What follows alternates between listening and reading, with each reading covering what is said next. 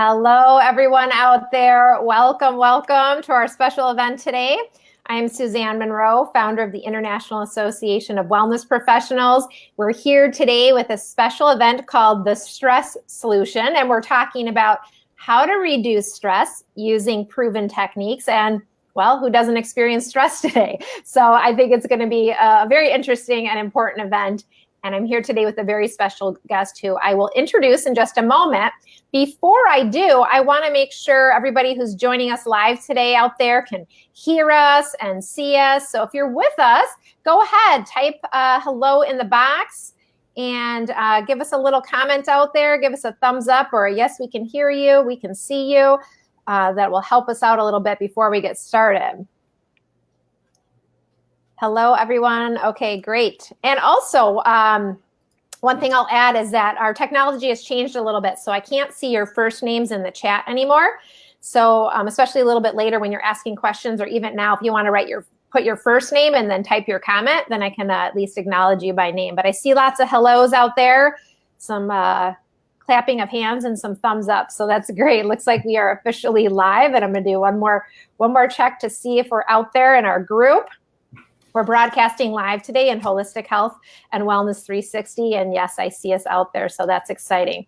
Awesome. I'm glad we're here, and I'm very excited to be with everybody here today. And you might be joining us today because you want to learn more about supporting your own stress, or you might be an IAWP Wellness Coach student or graduate in our community. And welcome to all of you who are here, and you want to be able to support your coaching clients with their stress.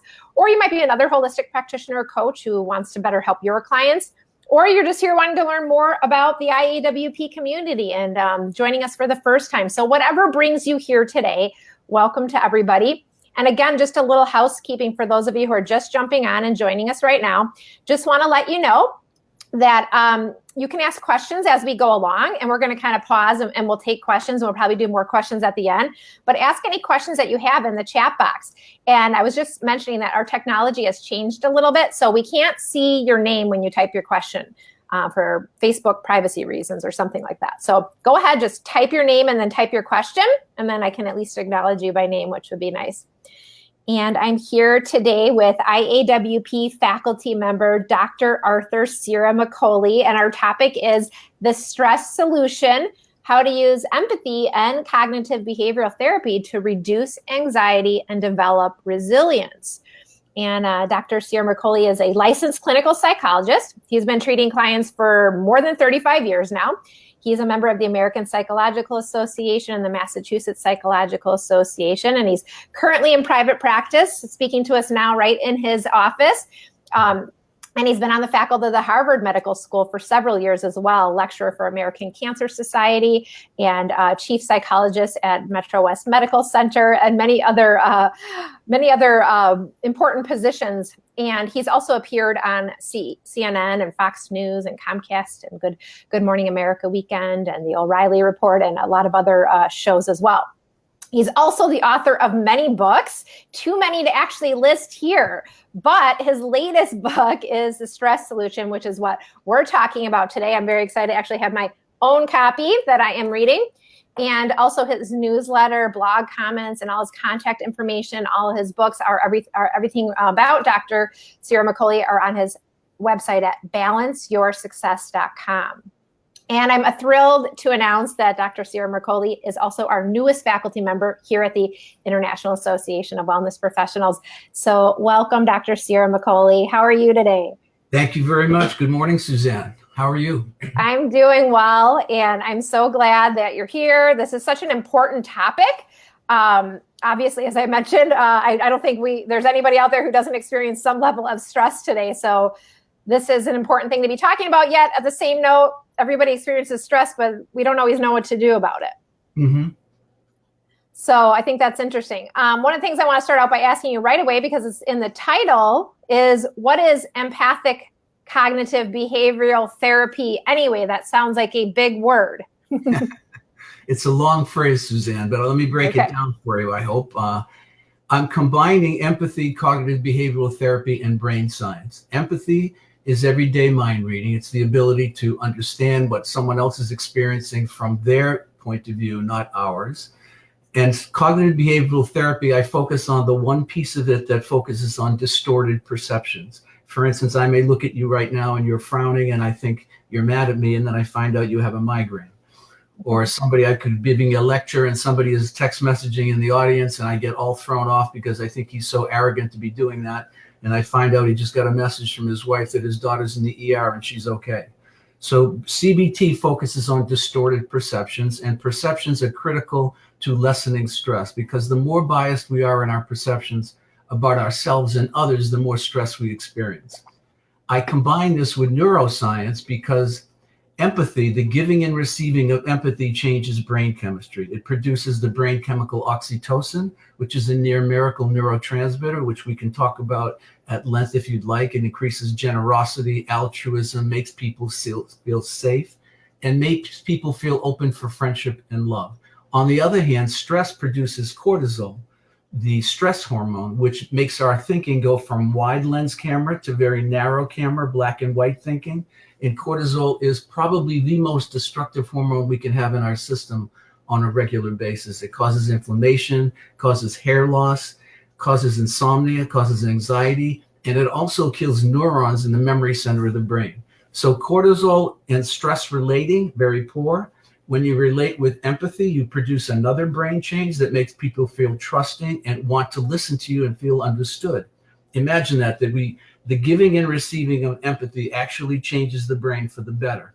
And it makes us able to coach, to interview, to hear other people clearly, and for them to hear us as well. And of course, it's a great parental tool as well.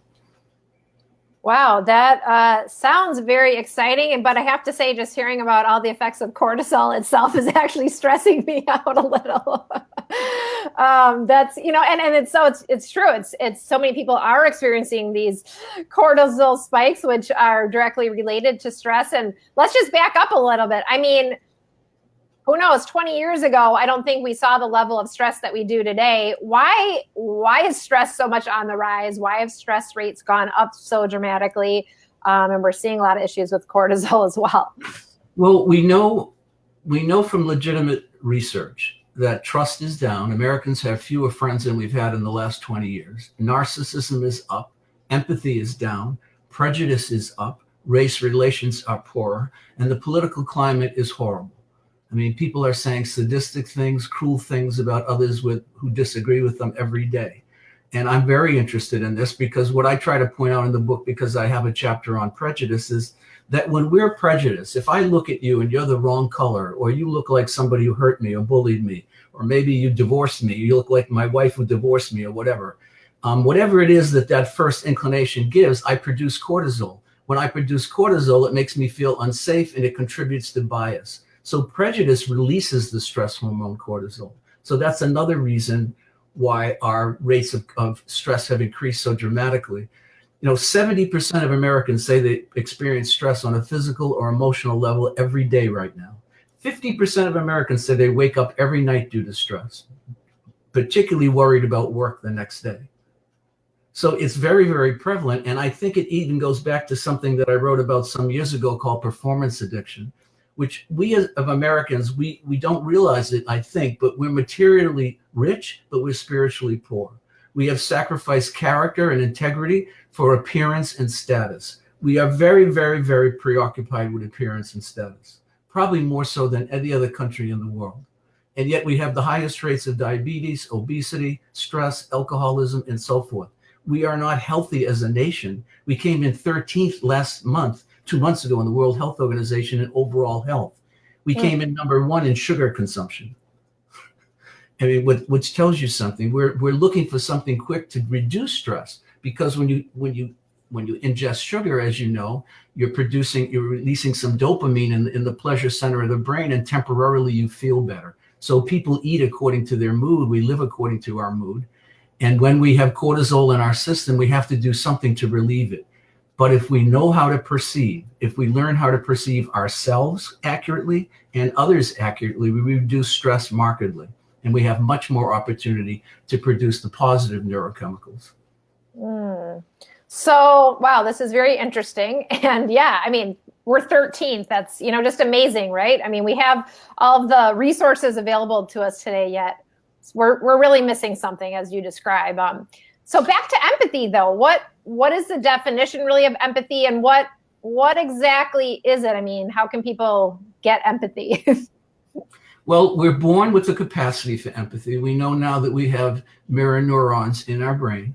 So we're born with the capacity, but it's like a muscle that's unused. If we don't use it and practice it, it atrophies. So everybody has the capacity for empathy. I'm often told by people, oh, he doesn't have the empathy gene, or she doesn't have the empathy gene. And everybody has the empathy gene. It's a question of whether you develop it or not, whether it's uncovered in you. So if you weren't exposed to empathic parents or empathic caregivers, you're more likely to not have developed it.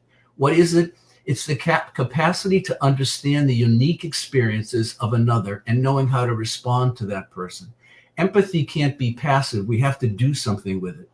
It's fine to say I have empathy for you, but if I don't call you when you have some illness in your family and actually make an attempt to listen and help you, I'm not putting empathy in action. So empathy you have to do something with it. But it is the ability to put our experiences aside and understand the other person uniquely. Very different than sympathy. And I know you said in your book, again, everybody who's watching, The Stress Solution, I'm reading this right now, great book, that empathy, you said empathy is a part of our genetic endowment. It's not even emotion or feeling, but it's a capacity that's innately present. So, I mean, we all have it, is what you're saying. We all have it. And I believe, without question, that the most successful people professionally and personally have a high range of empathy. Why? In business, it makes you know what your customers want, not what you want. And when you produce oxytocin, you make your customers feel safe. You make your clients feel safe. You make your patients feel safe. If people don't feel safe, they're not going to talk to you. If they feel tense and they think all you're about is money and you don't really care about them personally, they're not going to reveal much to you. You're not going to form a contract with them that is based on giving and goodness and empathy. And you mentioned sympathy just before that. So I'd love to hear the difference between these, because when I read your book, I thought, oh, that's interesting. These aren't the same thing. And it's kind of curious here, though, because I think it's easy to think that you're being empathetic when really that's just more of a reaction, as the way you describe it. Yes. Let me give you an example of sympathy, because sympathy rushes in quickly. Empathy is very fact-based and takes its time to obtain the facts, the objective truth. I have a client that came here from California, a very nice woman, and she lost her father last year, and she was very, very close to her dad, so she was devastated when he died. And she moved into a neighborhood close to where I live here. And she heard that one of the neighbors down the street, who she only had met once to say hello to, but did not know very well, she heard her father die. So she immediately called up a florist, and she got a big arrangement of flowers, and she went down to the woman's home and she rang the doorbell, and the woman answered, and she said, "Oh my God, I heard your dad died and you must be devastated, and I wanted to bring you these flowers. My dad passed away last year, and oh my God, it's so awful, isn't it?" And the woman looked at her and smiled, and she said, "I really appreciate your generosity, but my father left us when we were 2 years old. I have never even seen my father. I don't even know what he looks like. I don't know I know you more at this moment, more than I knew my dad." So you see, sympathy rushed in and assumed, based on her experience, that the other woman's experience was the same, but it wasn't. That's sympathy. Empathy takes its time to find out the facts. What was her relationship like with her dad? Was it the same as mine? Was it quite different than mine? And if it was quite different, then my response would be quite different. That's a powerful example, because at first you think, well, that's the right thing to do. That sounds so nice, right? She was being generous. She was being a neighbor, a friend. She made a quick, she didn't delay. She was there on the spot. Yes. But as you get to dig a little bit deeper, it really does. It points out the difference between sympathy and empathy. Yes. Sympathy rushes in. Empathy takes its time to slow down. And the key to empathy is the phrase slow down. Because when we react quickly, we often react and generalize. That's where cognitive behavioral therapy comes in. We generalize, we catastrophize, we accentuate, but we're not focusing on the facts. When we slow down, we don't have as much cortisol in our system because we're calm. When we're calm, we can be empathic. I can actually listen to you and find out what the story is. If I rush in, I'm assuming. You know, like rescuers, people that are always trying to help. In the Old Testament, there's a statement that says, beware of the helper, because they're always there trying to do something when a lot of times you don't need them to do anything except show up and be happy. Well, and as you're talking about this, just kind of as a side note, because we have many coaches as well as practitioners joining us today, I know, and welcome to all of you. But this does kind of remind me, especially for those who are new or sometimes just getting started in coaching, there is this kind of feeling of wanting to be everything to everyone and almost trying to prove ourselves and to have all the answers. And it is kind of very similar to this rush response as you're working with your clients versus, I love what you're saying, slowing down, taking a step back. Listening is much more thoughtful and is going to produce actually a better result for, it sounds like, both parties. If you listen empathically in a first interview, your coaches, therapists, anyone in the helping profession, if you listen empathically, you will get enough information about that person that at the end, in the summary, I always say to patients, I've asked you many questions, because when I do a consultation, I said, do you have any of me? And they'll say, well, what do you think? And I'll say, well, take what I say with a grain of salt, because I don't know you very well, but here's what I think. And that's when you give them information. You got to give something, but you give something based on learning something, not giving something based on your need to help because you're anxious and insecure. Yeah. If you relax and you let your empathic powers take over, you will get the information. It will come, because human beings cannot resist empathy. No matter who it is that people tell you that person's not going to talk, if you listen to them empathically, human beings will talk. And they'll tell you things because you've changed their brain chemistry. You've allowed them to release oxytocin, which makes them feel comfortable, secure, and they want to share. And once that process starts, they know it's different. I had a client here the other day. I did a consultation on Friday before you and I talked, and she had seen a psychiatrist a while ago, and he had her fill out this long form where he guaranteed the payments if she missed a session, blah, blah, blah. And when she came in, she said, you don't have any contract. I said, contract for what?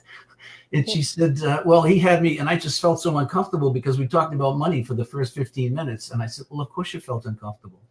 Who wants to talk about money for the first 15 minutes when you come for help? Right? I mean, I never even ask people for a copayment the first time because I don't want to focus on the money, because they're going to pay me. I mean, most people pay me. Occasionally I don't get paid, but so what? I mean, most of the time it works out. But you're trying to establish trust. I'm not saying we shouldn't be paid. I need to make a living too. But it's this sensing whether you're genuinely involved. And empathy has to do with authenticity and genuineness, because I genuinely want to understand your story. And I don't just want to project the new theory that I learned last week onto you. I want to see if whatever my theories, do they fit? Maybe you're going to teach me something in the process. Yeah. And, there's this sense that we all kind of have our own agendas, but it's like, okay, letting go of that agenda. And you mentioned something, I just want to touch on this. You said empathic superpowers. Now, I know you said we all innately have empathy. But I mean, how do we tap into these superpowers if we're somebody that's, thinks we've been very sweet and sympathetic and we are always wanting to help people, which we do see a lot in the helping and healing professions where we're overly giving, overly helpful, rushing to respond. How do we tap into those empathic powers that you're talking about? Well, as I said before, slow down. Slow down. Ask open-ended questions, not closed-end questions, where you're truly trying to learn. Don't interrupt. If you interrupt, that is one of the worst things you can do, because that's saying it's more important for me to talk than for you to talk. And make sure, the old saying, God gave us 2 ears and 1 mouth. You gotta listen twice as much as you talk. But focus on understanding. The heart of empathy is understanding. And when you're trying to understand, people will sense it and they will give you more information. You don't have to work hard for it. If you produce a calmness in your office, and you're listening empathically, you're changing their brain chemistry and yours at the same time. And they will tell you things. You don't have to work too hard. People think you got to learn more, read more. And I'm all for that. I read all the time. But if you don't slow down, if you don't have a dimmer switch and know how to calm yourself, they're going to sense that. So remember, it's not just what you know when you're in the coaching field. Who you are is more important than what you know. So this morning, if I didn't exercise for an hour and I didn't get a good night's sleep last night, we wouldn't be having this conversation. If I went to bed at 1 o'clock in the morning and I had 3 coffees with 3 sugars in each, and a couple of bagels or a donut, and I come here, there's where self-care comes into play, right? I'm not able to listen empathically because I'm too jittery. I'm too uncomfortable. Mm-hmm. But if you say to yourself, you know what? I'm a competent person. Let me just sit back and try to understand. Mm-hmm. Let me start there. Slow down. Slow down. People sense calmness. And when they sense calmness, there's a brain change. When there's a brain change, they'll tell you things. That's where the work is initially. Once that's established, it's ongoing. You know, when you meet somebody the first time, you meet them on a bus or a plane, and you say, oh my God, I felt so comfortable with that person.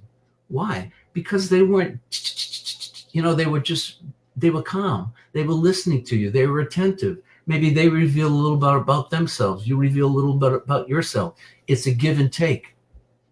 Mm-hmm. You want the give and take, but people sense calmness. They sense whether you have a dimmer switch and you can turn the dial down when they need you to. And then maybe with some aggressive people, they need something more rapid at a certain point in a session. And then you can provide that too. But you have to be reading them, because you can't be the same way with every person. Every person who comes in your office is a different movie.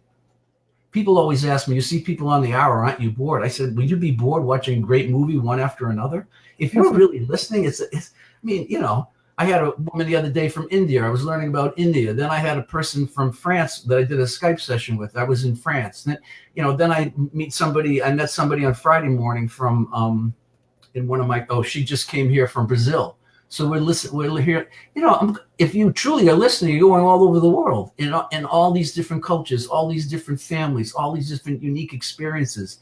If you're just listening on the surface because you're trying to impress, you don't get any of that. Yep. And it looks like people out there are listening to what you're saying, and someone's sharing, who you are is more powerful than what you know. That's your quote, Dr. C. Very powerful. And people are taking that in right now. I love that as well. And one thing you said too, I just want to touch on, which I think is kind of interesting. You said, you know, when you're being empathic, obviously it changes the chemistry of the person you're interacting with, but it's also changing your chemistry. So it's kind of, I mean, it's this dual effect, which is pretty cool. Yes, yes. The power of oxytocin is amazing. Do you know, with fathers that don't bond with babies, they have trouble bonding with babies, it's a new experiment. They're taking a little nasal spray of oxytocin, spraying it in their noses. And all of a sudden they bond with their babies. Because a lot of men don't know how to produce it. They don't know how to slow down. Women are better at this. And I'm generalizing, I know, but not all women, but most women are better at this. Most women are better emotionally and better knowing how to relate in that way. So think of it. You spray a little bit in the nose of a father and he bonds with his baby. But what if he could produce it naturally? What if he comes into your session and you've got to coach him? And he's a hard driving CEO or CFO, and they're always on the move, which a lot of, you know, I see a lot of these people, as you know, and all of a sudden you're producing oxytocin in the system. One of my clients said in my Friday morning group, it's the only place in my entire week that I ever feel calm. And it comes after an hour. Because we're slowing everything down, and his whole world is like this, you know? You know, he even said, I can't be alone. I can't be alone because I get nervous. And why does he get nervous? Because when we slow down, all the things we're running away from come to the forefront. But why not let them come to the forefront, deal with them, so we don't have to carry them through our day every day, so that we can be calm? Because a lot of calmness comes from the lack of calmness comes from unresolved conflict. And you're going to see, you see that in your clients. You can see if they're moving so fast, how much they're going to value that you know how to produce calm in them, so that ultimately they know how to produce calm in themselves. Well, this for coaches and holistic practitioners who are joining, I mean, this is, you know, taking this in is just an amazing first step. And we're getting a question here from someone, Alexander, who is actually an IAWP wellness coach. And she says, what do you do if a client feels so comfortable with you because you're being empathic and they just keep talking straight for 2 hours? So to me, this is kind of a boundary question. How do you allow yourself to be empathic, but yet how do you end that session? I know this is a challenge that people have. What would you suggest, Dr. Ciaramicoli? Well, remember, empathy Our job with empathy is to give people the truth. You know the old saying, a good friend tells you what you need to hear, not what you want to hear. So if you're in my office and you're talking 50 minutes straight, it's not empathic of me to just sit there and listen. There's something wrong because you're not getting any feedback. You could do this at home alone. So after a certain period of time, I am going to intervene, and I'm saying, I can't tell if you want any feedback from me or not. Mm-hmm. Empathy is trying to tell the person the truth about what's happening, because if they're going on and on, they're taking control. People do this. I have patients, and it amazes me because I could not do this, but there are people that can talk for 50 minutes straight. You don't have to say anything. And sometimes I marvel at, sometimes I listen for a while and I say, I could never do this. I just could, I'm too interactive. I could never do it without you saying anything, you know, but some people can do it. Why do they like to do it? Because they're protecting themselves by telling stories. So you don't give any feedback. So now I'm safe because I'm not giving you an opportunity to speak. That's not empathy to allow that to happen. Remember, empathy is reading what a person needs. So for me to let you obsess for an hour and just go on talking is not empathic.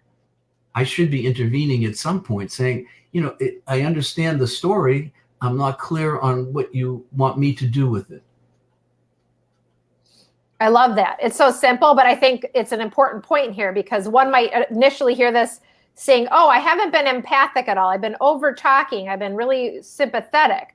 Okay, I'm going to switch to empathy. They go to the way other end of the spectrum, and it's more of a sense of being walked all over. That's not what you're saying. No, it's coming back to this balancing point, right? And I love that you've made that distinction, especially for those who are in practice working with clients. This is not about letting the session go on for 2 or 3 hours either. No, because empathy is giving the truth, as I said. And I'm not giving you the truth if I let you come in and obsess every time. 5 coaching sessions, all we've heard is you talk. What are you saying me for? I'm kind of getting curious. Like, what's the point? You want to give yourself advice. I mean, empathy, again, is giving you the truth about the way you relate. If I say to you, Suzanne, I don't want to hurt your feelings, but it seems to me that whenever I give you feedback, you're pretty defensive. That's empathy. Now, that may sound like it's not, but it is, because I've listened to you long enough, and every time I try to intervene or coach you, you get defensive. So I'm going to tell you the truth. It's hard to give you information. How come you get defensive? What feels uncomfortable? Because we have to uncover that so we can go on working together. How am I going to coach you if I can't interact with you? If you're going to have the microphone for the whole time, and then you're going to say thank you and walk out, I mean, I'm not doing my job. I'm not doing you any service. But here's where it takes some confidence that you can give that feedback. But again, if you're in a listening stance and you have gathered enough information, I've listened to you enough now that I know you're defensive. Well, how do you know I'm defensive? Because we've met 3 times and everything I've said you've rejected. And you reject it almost immediately. Like I can see you almost getting ready to speak before I even finish. So that tells me that you're defending yourself. And maybe there's a good reason for that. Maybe we need to explore that. Sometimes the key to helping people is understanding their resistances. You know, a lot of my work is, you know, as you and I were talking before, you know, Americans have more information about health and nutrition than any country in the civilized world.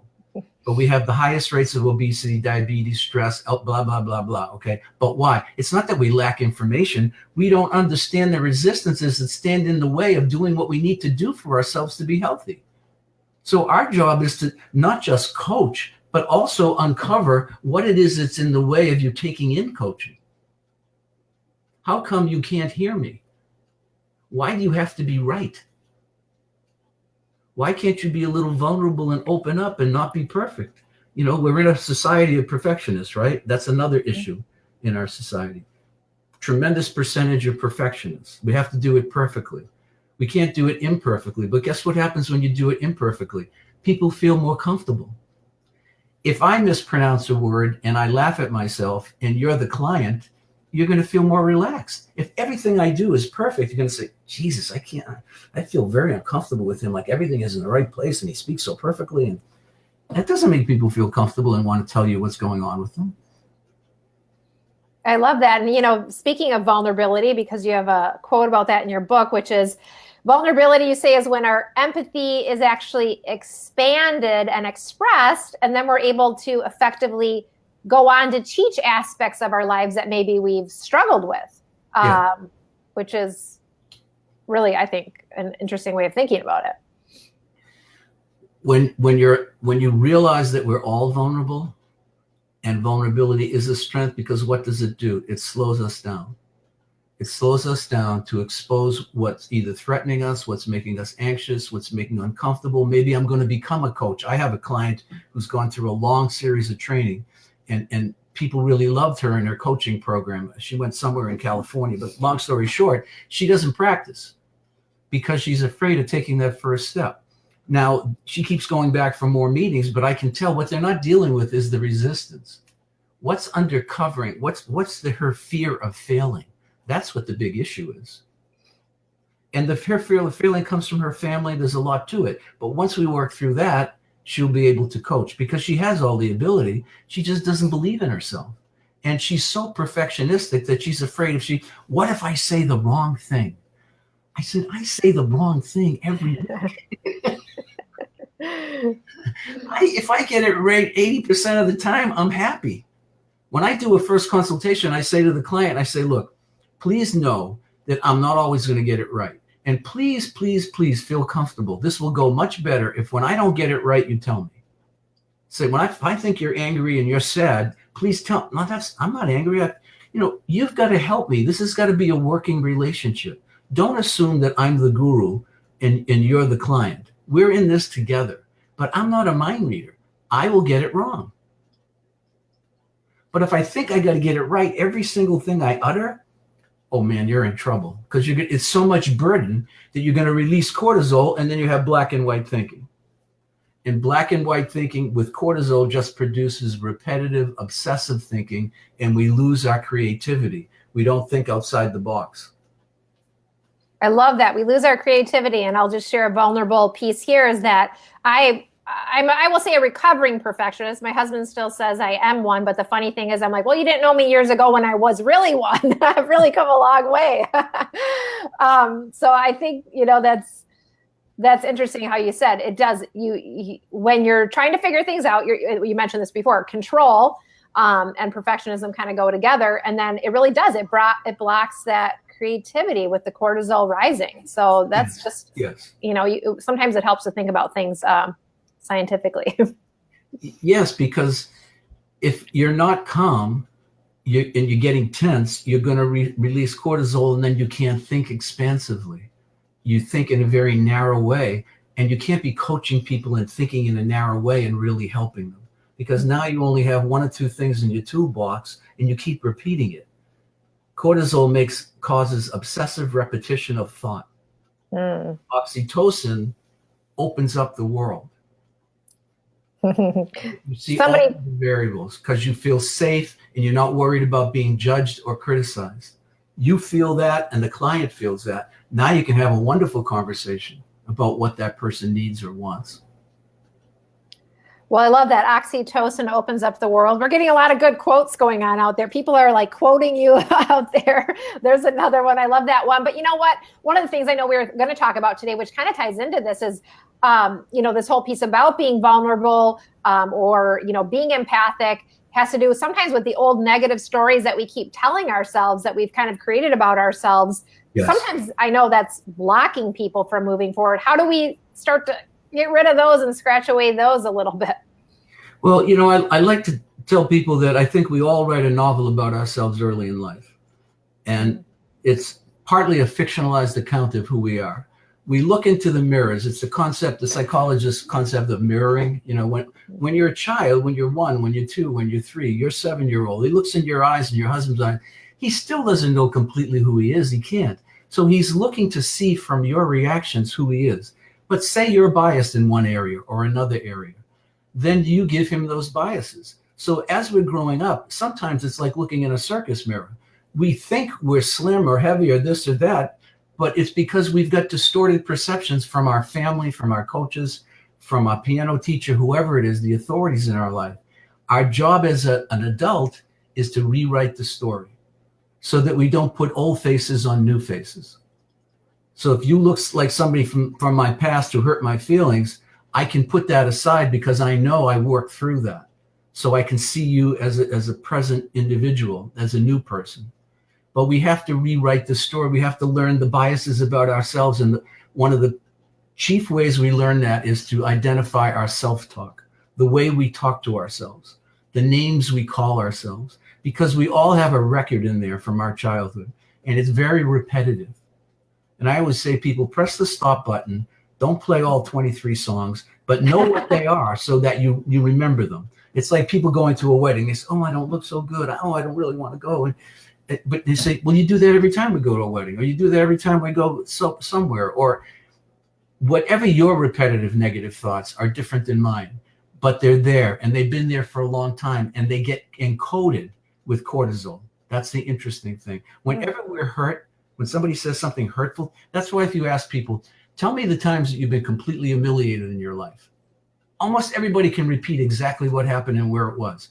If you ask somebody, tell me all the compliments you got in life, you get a few, but you don't get that many, because we're programmed, our brains are programmed that when we produce the stress hormone cortisol, it encodes the hurts so that we're protected in the future. But then what it does, it makes us generalize and overreact to similar situations. You look like that girl who rejected me, but you're not that girl. You're not that woman. This is someone in the last interview was insulting to me. So you kind of look like that person, or your voice is like that person. So we generalize. When we learn the biases about our own self-talk and about how we perceive others, the biases we learn from others, then we can let go of the past. I'm not big on belaboring the past, only when the past is interfering with the present. That's when we should look at it. And that's where biases come in.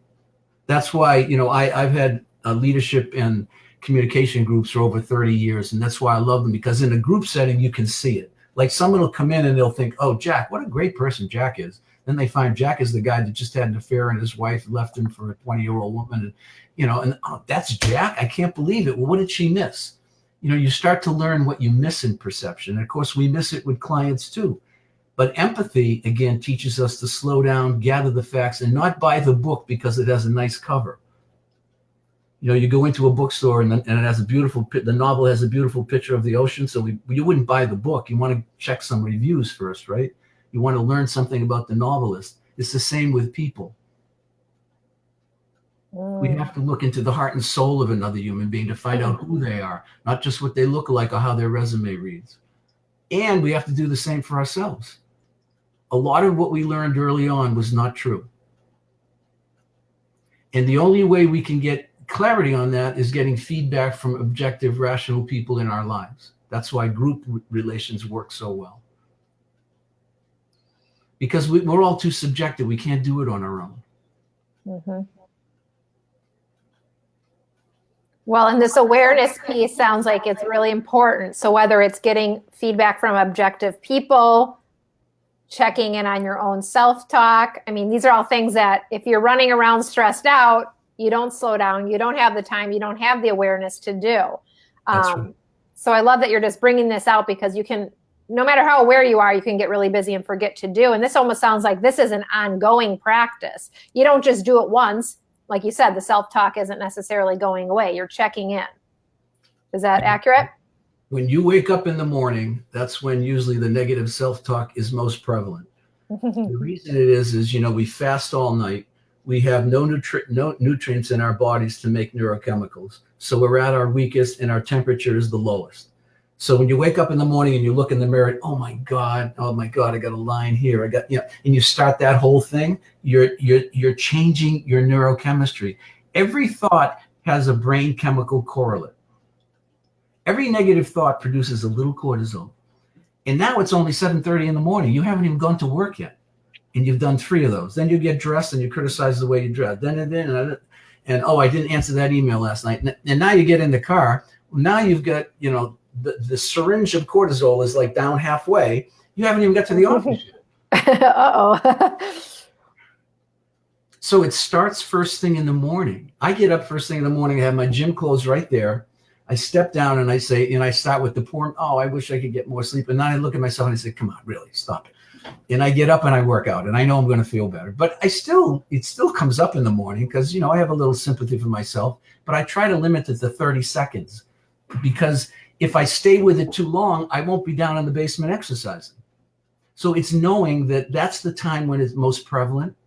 It's also most prevalent when we're fatigued, and it's the awareness of knowing when that's coming. Mm-hmm. But self-talk, that's why I have a chapter in the book on self-talk. Self-talk is very important because it can change our brain chemistry without us even knowing it. I could be talking to you right now and saying, oh my God, I sound like an idiot today. Oh my God, these people are going to be she's going to be so embarrassed. She's going to be thinking, why did she ask me to be part of this faculty? Oh, I'm just humiliating myself. And now I don't even know what I'm saying, right? Because it's all internal. And right at that moment, I hadn't even thought about what's internal because I'm involved, because we're involved, we're in the present. But when you start that circle, you go downhill very quickly. Mm-hmm. And it's funny because you talk about this and you say, okay, you do the self-talk, you do the work on yourself.